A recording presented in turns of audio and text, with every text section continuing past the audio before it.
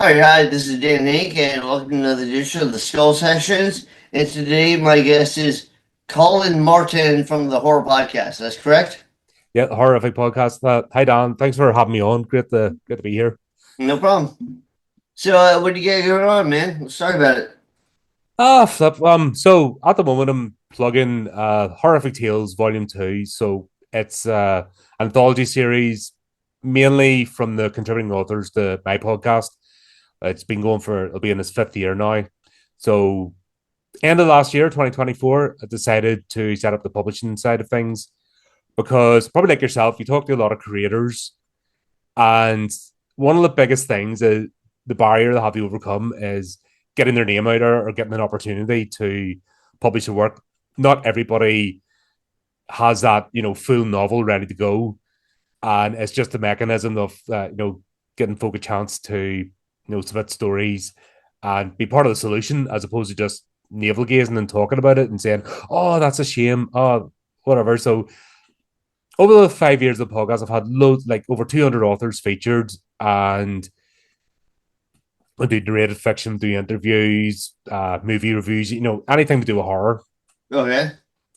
And it just, the idea was sort of bubbling under there. So again, came to the point, it's like, no, I want to do this. I want to start creating an anthology series. And, mainly, first of all, put out to the authors that have contributed in the past. Okay. And quite surprised, actually, the two volumes out now, and they've both been filled very quickly. And I've got a You mixture know, of that's kind of what I did, like with my anthology. Mhm. Like, people that I've interviewed on the podcast that were like good authors. So, like, hey, man, you want to be in my anthology? So, yeah, same thing. Yeah, and that's what we do. We all do our bit. That's one thing I love about the horror genre and horror creators. You see other genres, and they're all sniping at each other and stabbing each other at the back. And we're just like, Not are you a horror guys, creator? yeah. Oh, you run anthologies? I do that too. How can we Yeah, both make yeah, this work? yeah, It's not a case of, oh, you're running an anthology. I'm also doing yeah. one. I must destroy you. Seems a It, little more supportive too, yeah. yeah, And I I, think I it's, did I did a lot of comic book related stuff, and comic book artists are kind of like that, like sniping each other. oh God, that's horrible. Not horror artists, you know. No, I noticed that with the mainstream comics, not even the big two, Marvel and DC, but look at the independent ones that are all coming up. Ethan Van Sciver, Eric July, and all that, and a bunch of them. They're doing is sniping at each other, and they're doing videos about slagging the other one off. And I'm like, Right. I don't want, what the hell is this? Just get on with Yeah. do. If you spend more effort doing the what you're meant to do, you would get your books out and stuff. It's strange. And a lot of that is like shit talking, but I was like, I don't really care about the artist so much. I care about their product. I try Yeah, to separate the creator from the product. So if it's a good deal, who the fuck cares? no, that's it. And also, just because if somebody's better than you or more popular, freaking take inspiration from that. Don't be sitting going, no, that's That's just jealousy, fucking yeah. stupidity. But that's not in the horror genre. That's Right. one thing I really love about it. And that's what, because if it was like the other genres, I wouldn't bother. You wouldn't put your money and time into something if you didn't believe in the sort of people. And that's the thing about horrors. We're used to being the weirdos and the outcasts, and people look down their nose at us and oh, you like horror? Oh, you murder puppies, and you're like, fuck off, you silly bastard. Right. Well, I've had people cross the street. I mean, I'm also heavily tattooed. I used to look like super punk rock, like mohawk and everything. But yeah, people grab their kids and cross the street. That's stupid.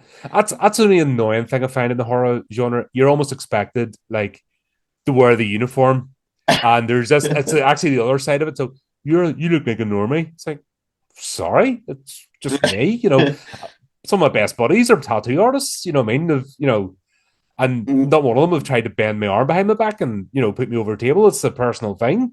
right. The same as I'm like, you do you, I do me. That's always been the thing. But I found there's this group of I call them tourists or the generic alt person.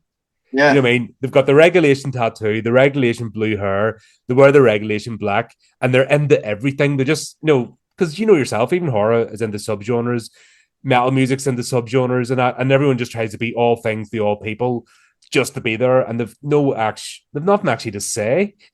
And that's Right. I think that's what gives horror fans a bad name. It's people like that don't really they're not really fans. They're just there because they think that's Well, I don't I know think the part of cool it place to is be or something. part of the problem is social media, and part of the problem is that writers that go along with it. So they go, okay, what's going to sell? And then you have writers that try to orient their writing just towards a marketplace, not Mm-hmm. because it's a great idea or a great story or whatever. And that stuff never sells. It's like the third sequel, and they go, yeah, well, it's not creative or anything, but like there's a market, and it's always crap. Yeah, and that's one of the reasons indie publishing and indie artists get a bad name because of these people that just have no. I think the monetary gain and sort of status that should be secondary. If you're a creator, that should be your focus, Right. and everything else will fall into place. Yeah, Well, it might and you're take you not, longer. it's extremely rare you're actually going to make the money if your focus is on making the money. Yeah, it's like I said, it's 5 years down the line before I felt comfortable enough to take this step. And honestly, it wasn't even about making the money because I know I've been in the industry long enough. I've talked to enough people. It's hard, and even if you get a trend, it's only fleeting. So the only Right, way you do it is to first of all hone your craft. It doesn't matter whether it's writing or drawing or sculpting. That should be your primary focus of being the best you can be at that, and then be genuine. If it resonates with you, not worrying about other people, but you have to want to do it, and it has to be something personal to you, and then you'll get the following. Yeah, it right. might be out there, it might take a while, it might be more mainstream. That's fine too. But like you said, these trend chasers, I've started to notice them. Like I'm only a short time in this. I've noticed these people that are coming in. They don't write horror, but like, oh, I'll just jump on this because it's easy and horror. I'll just put a few deaths in here or stabbings, and that's what horror is. And you're like, nah, you don't get the genre. Why are you doing this? Well, I've seen people like, especially after like stuff like The Walking Dead blew up, and Mm-hmm. like they're doing like writing like porn or something, and then all of a sudden it's like, hey, I'll do horror. Horror's big. Yeah, and they don't get the titillation either because that was the thing of the 80s. Not the sex and horror work together, Right. and Yeah, but but there has to be a sense of fun porn to and it. titillation versus having like sex and like a little risque elements, Yeah, totally different. yeah, and that's what they don't get because it's all about the emotional. You need that to get you in a certain emotional state. You're going, whoa, then the horrible thing happens. Like, Right. it's all about the playing with the emotional states. But if you don't understand the genre, and if all you're about is knocking one out, producing that sort of material, that's all you're going to be able to produce. Right. Erotic horror fiction is tragic. Yeah. I can't. I just can't take it seriously. I burst into laughter. No, you're right. I agree. I totally agree. But all right, man. So let's talk about you said you have like a podcast. You interviewed a bunch of authors, and then Yep. you were like, at some point, you were like, "Hey, some of these guys are really good. I should put them out." It was that kind of the thought process behind it. Well, it started off with narrated fiction. So what we'll do is the horrific tales section is was originally it still is it's still good on. It's just not as many people. It goes in peaks and troughs, and we'll get a lot of submissions, or it'll just dry up. That's why I have loads of different segments, so I don't have to just rely on one thing. But I was just basically okay. Give me the first chapter, or give me a segment of a book or a short story that you've got coming out. I'll do it, and I'll turn it into narrated fiction. So that's unrated. I'll put in music, sound effects. We'll release it, and that might get a few more clicks in your book, and also gets us a bit of content.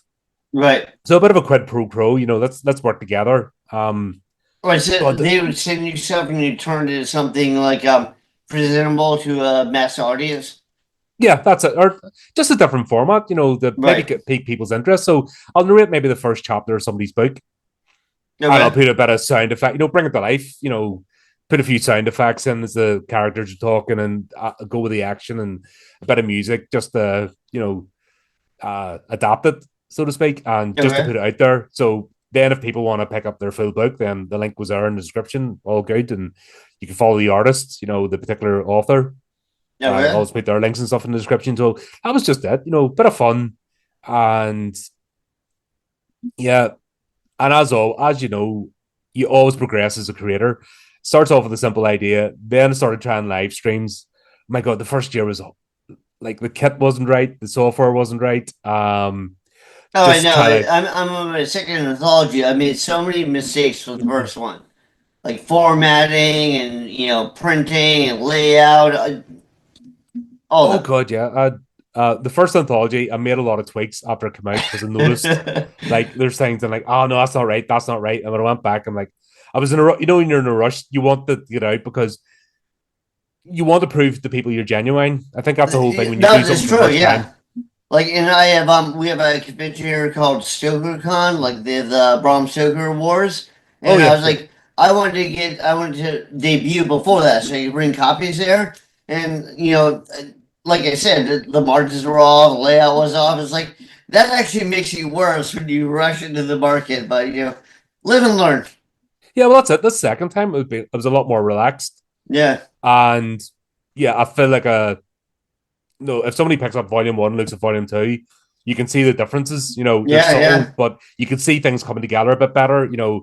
Using a unique font but putting it into an image rather than trying to put the typecast into the actual document and silly things like that. That's all admin in the background. Making sure authors claim their credits, that was a big thing that a Okay. lot of anthologies don't do, which is a missed opportunity for advertising. But a lot of authors said to other authors, don't do it. No, that's a lot of, there's a lot of anthologies out there that they don't actually list all the authors. No way you can list all the contributors. Right. So No, that through Amazon Central, they can link and then get the credit and then I their think page appears. Amazon only lets you do like up to seven. Let you do up to nine, but you can add extra people, and all Oh, they do okay. is you get an email from them, and then you add it on. So it's not a big Oh, deal. okay.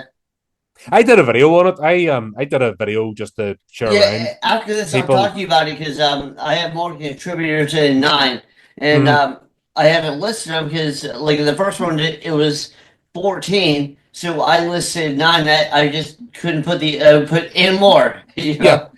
no, but that's easily sorted out because you just email Author Central. Okay, these authors, or if the author emails them to claim the credits, they'll usually get back, is this person part of the anthology? And you just go, yep, no bother, Right. and it's sorted. Okay. What I mean? But it's stupid little things like that. And this is where the horror genre is different, in my opinion. We will talk to each other and help each other out. Oh, there's a thing. Like technically, we're competitors. Do you know Yeah. what I mean? Right. Because we're both got anthologies, we both want to tell them, but that's Well, not the mentality of the horror I genre. don't It's like, know about you, but I'm not rolling in Scrooge McDuck money here, so yeah, it's not like my gold. yeah, that's it. And I don't get it. It's never been the mentality. Now, Right. obviously, you've always got bad faith actors everywhere. It's not all sunshine and roses, but for the majority, and We always have haters, yeah. yeah, you'll always have the idiot. And that's just part of dealing with people. It's the But at human least race, 80 to yeah. 90% of creators in the horror genre, they're not out to screw each other over. We're all like just okay, I'm doing my thing, you doing your thing, cool. Can we help each other out? Can we talk to each other? What can we do? And Which actually it you'd think works. people would learn that produces best results. Like Well, that's it. But not being haters trying to block people out, just like yeah, let the best rise. yeah, and that's it. And I like a positive. There's enough crap and negativity in the world, and people feed Right. off that. And I think that's one thing about the horror genre. We explore the worst that can happen. That's the whole point of the genre. When everything goes wrong, when the zombie apocalypse happens, when the virus gets released, when the bomb drops, when the demon gets summoned, I mean, that's the whole point of the horror genre. We go into that, the darkness. So I think it's cathartic, and you just come out and you're like, well, do you know what? It's not this that I thought about 5 minutes ago. It's not that. So is it really that bad? And Right. tend not to buy into it. Yeah, yeah. No, I think there's like more than one, obviously approach to it, but I mean, like I like it to be a good story, and there's either elements I identify with or people I identify with, but it's not the whole thing. Mm, So you can go off in all different branches, but it's like, yeah, well, just because that person, does this horrific thing doesn't mean I would. But Yeah. this, they'll have someone else react to it, and I'll be like, that's how I would react to that thing. So, yeah, in my head, I try to get it like that. Some people like they just like to go into a different world where they like put out stuff where they're like, I would never do this, but if I was this person, I'd put this out. That's just not the way I think. I mean, and some people put a good product doing that, some people don't. Mhm. Just everyone has a different way I think of like approaching and thinking, but none of these people are like, really, I like to butcher people up, so I'm going to write about it. Like that actually doesn't happen. Like I remember the whole like satanic panic here in the U.S. Oh God, yeah. It's like, well, yeah, I think these metal albums are telling you to worship sin and sacrifice children. It's like, no, they're not. That's the thing as well. Because think of the logistics of that. You need to have so many women pregnant continuously to give birth just at the right time for the Friday night ritual. Right, right. You know what I mean? Oh, Sandra's late. She's her water hasn't broke yet. What do we do? What do we do? Ah, Yeah. Satan hits. Absolutely stupid. But that's the thing. Those sort of people are exactly the same because they're now those sort of idiots that were part of the Satanic Panic and the mega church and stuff are now part Right. of the woke generation that's doing exactly the same thing. And who do they pick on? Nerds and horror fans. Do you know what I mean? It's the same idiots. They just wear a different badge. Now we're coming to the end of that. So I wonder who the next bunch of morons is going to be because you're always Wait, going to and get those like type of like I'm people. a big sci-fi and horror nerd. It's like those are the nicest fucking people. It's like the Yeah. people that are like douchebags have that like very aggressive bro mentality. It's like so the people that are into all this extreme stuff are actually the nicest people to meet. Yeah, no, I think it's partly because we're not afraid to explore that side of ourselves. And I think that's what, I always worry about people who virtue signal. Doesn't matter what label or badge it comes under. Anyone that tells you they're a nice person, watch out. You know what I mean? Yeah. You'll be chained to a radiator in a basement before you know it. Well, It's one of always my constantly telling you favorite how good they are. comedians, Hmm? one of my favorite comedians, Anthony Jeselnik. I don't know if you heard him, but Not familiar, no. he so he has a special called Thoughts and Prayers, which I Hmm. highly recommend. It's really good. So he's like, he's talking about like he hates it when like a tragedy happens and people are like thoughts and prayers, thoughts and prayers. It's like you're not giving any of your time, any of your money, any of your effort. All you're saying is, hey, lots of bad stuff in the world, but look at me. Yeah, it's the same person that gives money to a homeless person, then takes a selfie. Yeah, exactly. You're like, Yeah. you dick. Or the celebrities are like, oh, give your hard earned money while they're living in their mansion. You're like, Right, right. do one. They're like, I feel so bad that the price of eggs went up. Let me get my Rolls Royce. Yeah. I don't buy into that. I just don't partake because there's no point watching them getting angry either. I think that's a mistake people make is to watch these But idiots and then react to them and give them the oxygen that they desire. They want attention. They yeah, want validation. But if you just go, yeah, whatever, nah, and just get on with your life, but that's the best thing. yeah, well, I don't do either. With being a hater either. As long as they like got wealthy but didn't break the rules, I don't care. Good for them. Yeah. Or didn't screw anybody over. Yeah, that's Also what I'm you can saying. bend That would rules be and breaking stuff the or rules if they're screwing bureaucracy. people over. Yeah. Yeah. But let's get back to your anthology because we're Yep. going to talk about the Central Sphere forever here apparently. But so how many authors do you have in it, and approximately how long would you say it is? It's 300 pages. There's 11 authors, 11 Okay, stories. This volume two. Volume one was 250 pages and 9 stories with 9 okay, authors. okay. And what do you do? Like I'm just wondering like how pad it out, like how many words it is. Like do you do like a double spacing? Submissions are between 3 and 5,000 words. Okay. Okay, yeah, that's pretty average, I think. I Yep. remember for my first anthology, when I do short stories, they're like 30,000 words or 50,000 That's words. more in the novella territory. Well, it is Yep. now. It used to be like you had to have over 100,000 words for it to be considered a novella. But I remember I was telling an author, I was like, "Hey, I'm doing an anthology. And she's like, what are you thinking?" I'm like 30,000 to 50,000 words. She's like, "I hope that's a typo." Yeah. But yeah, no, it turns out But like 3 to 5,000 is like the average. when you're in the zone, I think I only use it as a guide because I looked around anthology because I wanted to be fair. I didn't want to rip the arse out of it and rip people off. Right. That's always still my thing of I want to be a genuine person. I want people to understand they're dealing with somebody with integrity. So I Okay. looked at the prices and made sure I was competitive, without breaking myself, that I could afford to do it, and make sure it was a reasonable request.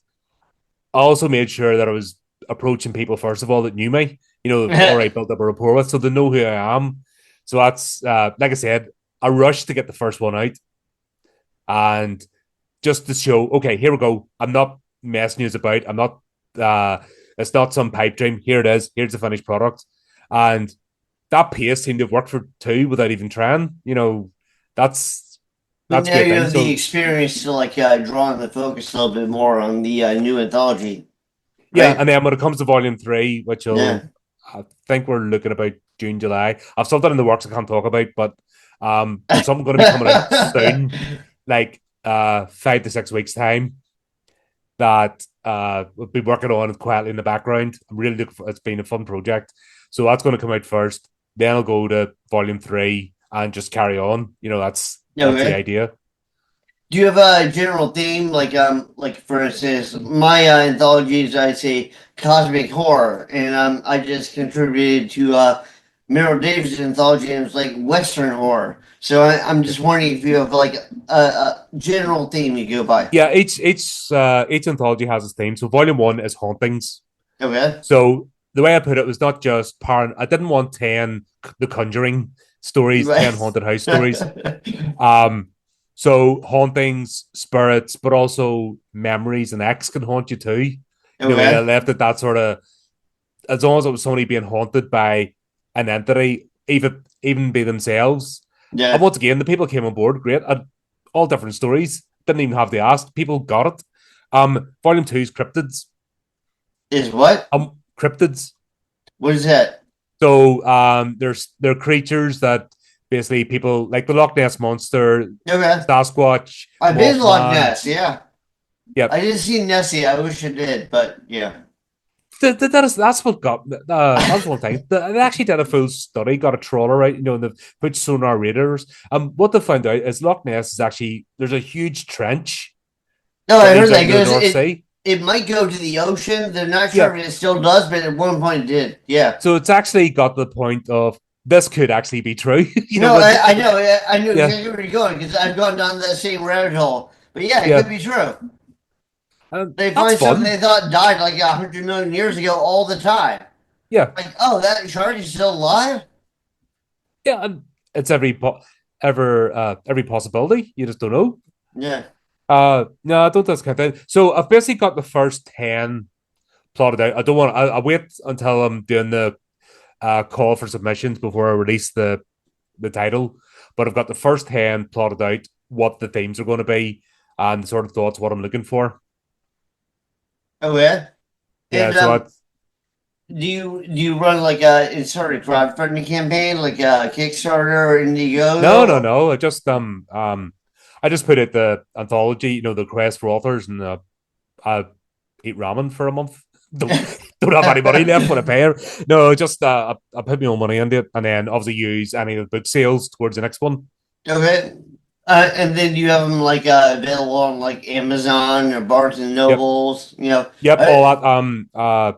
Waterstones over here in the UK, pretty Amazon, much fine Lulu. bookstores everywhere, right? Yeah, that's it. Just there's wholesalers that you can get in touch with, and get your books there, and they supply the bookstore. So it's a case of they'll do an order from you, and it works out. But that's something I'm still learning about because Right. I'm trying to get into.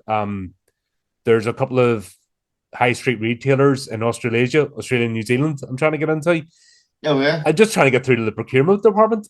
I was like, what's the procurement department? Give me the buyer. Where do you buy your books from? Who's your supplier so I can get in touch with them, or Right, give me right. somebody to talk to.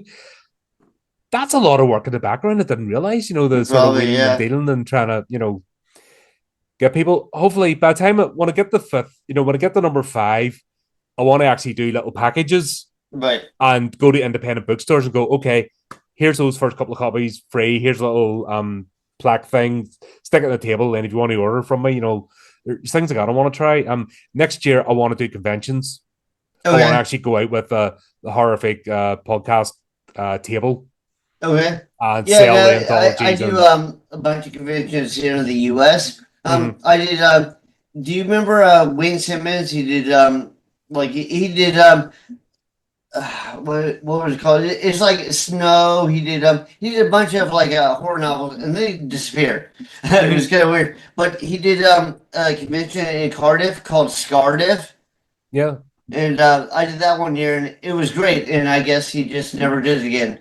But that's the only horror convention in the UK. But I'm sure there are plenty of them. Yeah, there's all over. Once again, it's one of those just getting the heads up and like I said, just getting the logistics so that I'm Okay, ready to go. And what I mean, I want to have the brand. There's no point going out like right now with two anthologies under the belt. right. I want to have at least five and a couple of other things I'm working on, so that it's Okay, a full table. And by that stage, we'll have we've already built the audience with the podcast, but then podcast watchers aren't necessarily book buyers. I mean, you might get a bit of crossover, but it's not the same. So it's a whole different yeah. uh, sort of advertising, if that makes I sense. find it's kind of hard to cross over too. Like I've done Comic Cons and I do illustrated novels, but they're Mm-hmm. novels, and people are like, "Oh, I like the illustrations. Do you have a comic book?" I'm like, "No, it's just an illustrated novel." They're like, "All right, thanks," and they walk away. It's like unless it fits that genre, sometimes it's hard to like break in. Yeah, and that's your sort of basic fan of that. They just want what they know. They But just want what's popular. They don't. They're It's funny, especially with independent creators. People are terrified of buying and something by an independent creator, but they'll happily spend money. They'll go and spend what $5-6 in your money on a cup of coffee. right, You know what I mean? A stupid thing, or go to a fast food joint and spend 20, on the same cheeseburger and fries. That's yeah. perfectly fine. But oh no, I couldn't possibly buy from an independent author or a creator because I mightn't enjoy it. But they'll go to the cinema, and they'll watch the same shitty movies that are boring from the mainstream, like Hollywood and stuff. But that's all right, and they'll still subscribe Well, to I find the five one thing different that helps a platforms. lot. I find the one thing that helps a lot is like if you have book readings, so people can like hear a little bit of what how cool it is. Like Mm-hmm. I did a book reading at KillerCon, and then right afterwards I sold out. I was like, yeah, because like people might like, I don't know if I trust this unknown author. But once they hear it, if they like it, they'll buy it. Yeah, that's why I try to explain to authors, come on things like this and talk, Right, the podcast, yeah, because you're not just a face or a name. You become a living, breathing person, right, and you get to know and don't just talk about, oh, I've got this to sell, buy that, and be robotic. We talk about anything, and it's just a case of we just get to know each other. And people either like you or don't. You can't, there's no point worrying about it as long as you're yourself and you're not putting on an act. right. And authors I've found have a major problem with that because a lot of them live in their own heads. Right. Yeah, well, so all I've noticed is like some are like very like socially awkward people. So it takes a Mm, while to like try that, layer of parts of it. Then all of a sudden they kind of become normal. And while they're socially awkward, a lot of people take that as them being rude. It's like they're not being rude, they're just like kind of nervous to talk. yeah, buddy in the headlamps, it's like if somebody's sitting right, they're busy in a room on their own, Yeah, whatever sound they choose, whatever sound, they're not being interrupted. They're in their own head, and that might be uh perfectly fine when you read their works because that's what they've done. But yeah, you're not going to get the same person out. It's right. not so it shouldn't be expected. But still, I say to authors, you need to put yourself out there. That's just the world today. You can't Yeah. hide behind the name anymore or expect things to happen. You have to actually step up. And I'm terrible at self promotion. I Yeah. promote everybody except me. I'm awful at it. Oh It was actually a good friend of ours, Tony, put me your direction, because he'd been on your podcast. And yeah, yeah. because I'm like, I feel weird asking people because I don't know. It's okay when I'm doing it for other people, but when I'm doing it Well, for myself, I'm remember, like, this is a horror community. You can ask. Like, people are cool. Like, oh yeah, I understand that, but it's me going. no, I don't want to be one of those people. I know. But I'm just saying, in this community, I think, like, I've noticed people are a lot nicer than, I even would have thought. Like, I had two books, and with the publisher, I was trying to get the rights back. I was getting all this drama for them. I went to Jeff Strand, who's a well more established writer, and I was like, I don't know if I should bother him with this, but he asked me, he's like, oh, this is what you need to do. So he jumped on it right away. It was great. Yeah, that's what I've found with there's people help me in the backgrounds. Okay, here's this thing here, like the ISBNs and all and stuff, and what the advantages are of having your own as opposed to just using Amazon's and blah blah blah. And here's this little Right, thing, and don't do that, and don't do this. And the the information is offered freely without any expectation. It's right, just that, oh, you're doing something excellent. How can I help you? And I'm right. the I find myself being the same. It's just the joy of seeing something happen. I think, and that's Yeah. definitely unique to the horror genre. And helping people bring their stuff to life, so you want to bring your stuff to life. So, Yeah, it's like tit for tat. Yeah, no, it definitely helps. yeah. That's I think that's one of the problems why we're not in the mainstream, and I don't want to be. But apart from the Scream franchise, we don't have drama. But With productions and stuff. It's just a different vibe, but behind the movies and everything's more about, oh, how do we put that special effect off? But you look at sci-fi, comic book stuff, look at Rome, look at all them sort of movies and the drama and yeah, the but backbiting. if we're not fighting over it, they can't do a reality TV, and then Yeah, who's gonna buy it? it'd be boring because we're all like, you're cool, and there wouldn't be Yeah, yeah. that would be They it. like I own a tattoo shop, and like by the way, most of the tattoo shows you watch, they're total bullshit.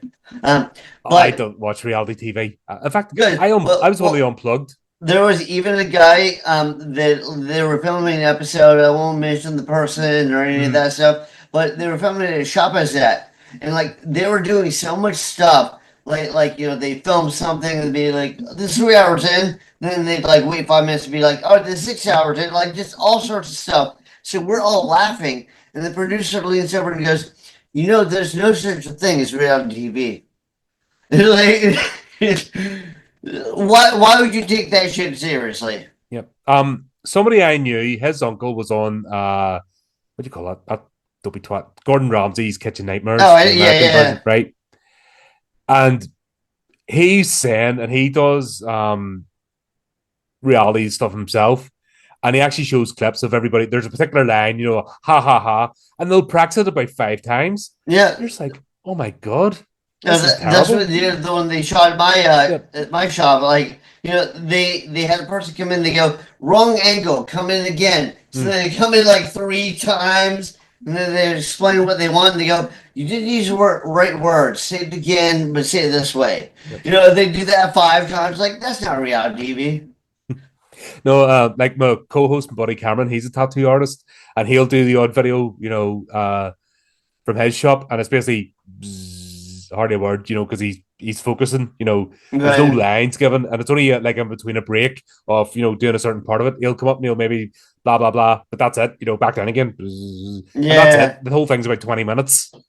Well, yeah, well, you kind of in your head, Yep. you shouldn't have like 20 million voices like interrupting you or whatever. But all right, man. So let's get back to you.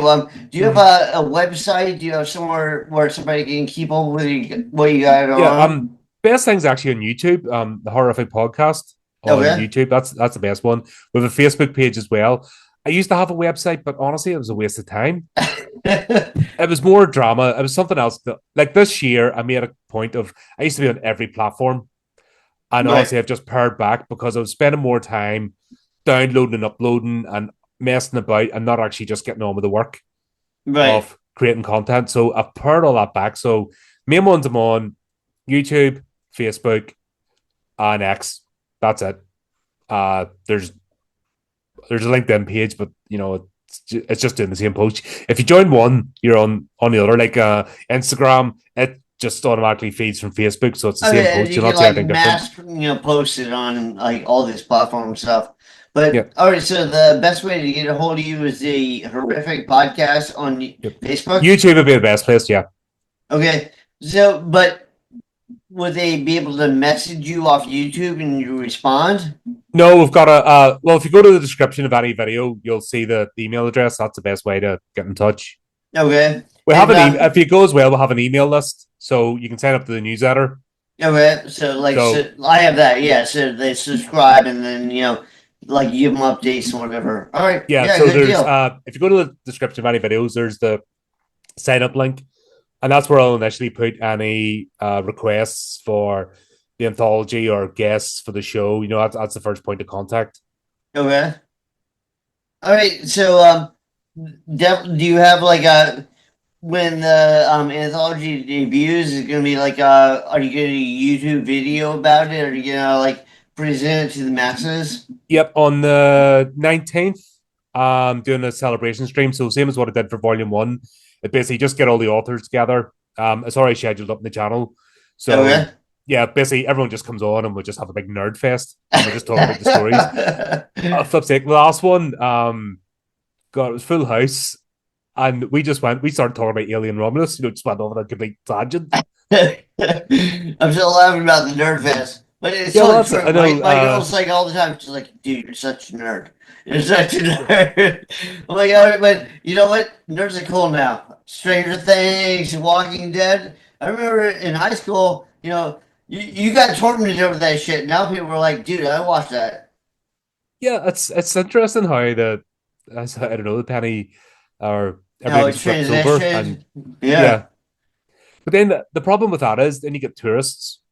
What I mean? that's Because true. it's the cool thing, you just get the people jumping on, and then they're bringing their nonsense. Look with horror writing, the people trying to sanitize it. Oh, Yeah. you can't talk about that. You can't say this, and you're like, piss off. That's the whole point of the genre is to push boundaries and poke at I people remember and make them somebody feel put out an uncomfortable. anthology and one of the reviews. I was in the anthology, so I'm reading the reviews, which is probably not a good idea. But one of the reviews is like they gave it 1 star and they said, "Since when do you have atheism and horror? There shouldn't be atheism and horror." It's like how you just don't read that or you don't give a fuck.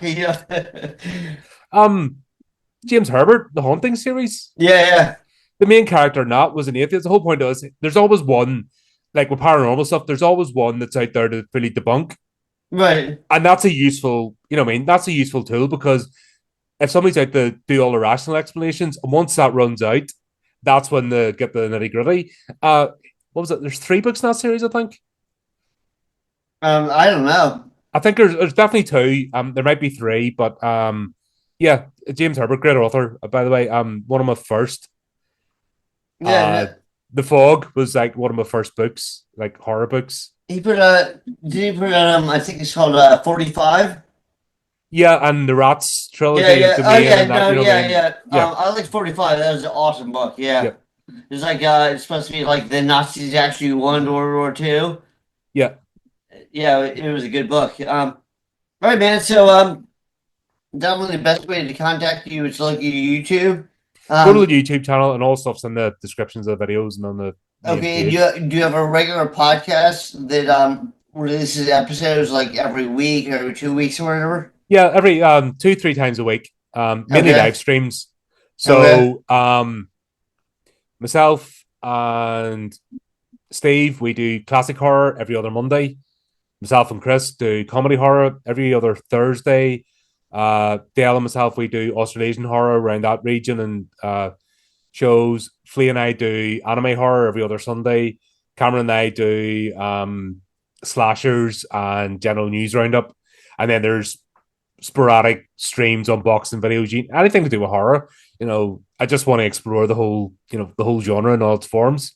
Uh, we're playing the Alien RPG at the moment, so that's every second Wednesday. We're doing Okay. Alien Heart of Darkness at the moment. Yeah.